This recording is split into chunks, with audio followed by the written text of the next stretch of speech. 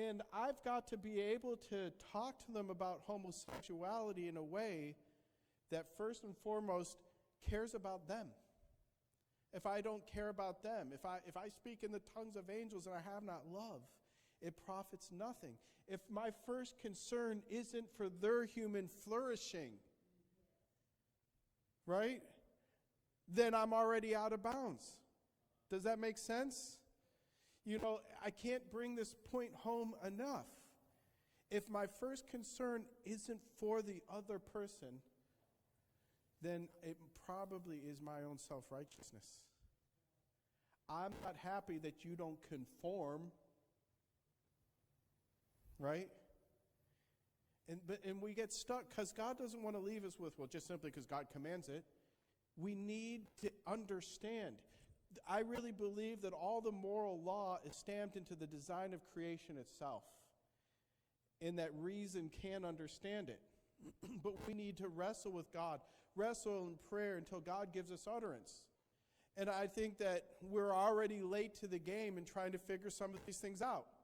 Like, what do you mean? Like, we need to figure out how to explain homosexuality in a way that makes sure that we're caring for the person first and can explain what's really wrong with it. Does that make sense? And if we can't, then it's not really helpful. So it was like when I was reading Vishnu Mangawati and he did all this research into the power of covenantal marriage and how it built the West and how it was revived through Martin Luther, and goes to this incredible depiction of it all, and traces it right down to Alexis de Tocqueville saying, coming to America and saying, something has made the American woman stronger and more industrious and happier than all the other women in the world. And then he said, because the marriage covenant is seen as more sacred in America than any other nation in the world. Tracing it back to this idea of the covenant of marriage and the blessings.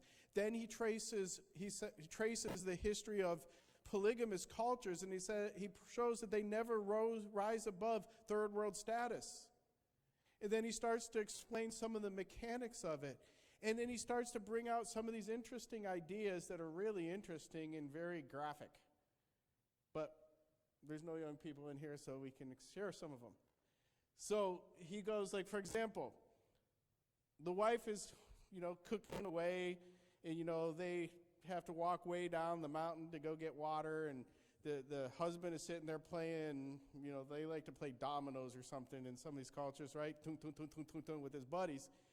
His wife's been working all day and pretty tired and says, honey, can you go get some water? No, I'm busy. I'm busy playing my games. And he doesn't care enough to go do it. And so, why did he not care? Well, she's put out. He'd have to sleep on the couch, but I got another wife.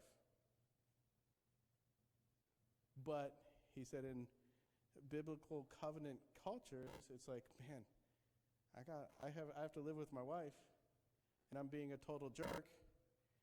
And I'm going to bear the fruit of being a total jerk, and I can't walk away, and I don't believe in going to the temple prostitutes. So, but really, I kind of like playing these games, and I don't want to have to go down the mountain and go get the water. So I figure out how to pump the water into my house. And I figure out how to pump the waste out. And he shows how creativity and ingenuity and all kinds of things have developed in biblical cultures where the covenant of marriage was sacred. Isn't that awesome? I mean, you see how graphic and cool it is. I see Roy's enjoying that one. Right.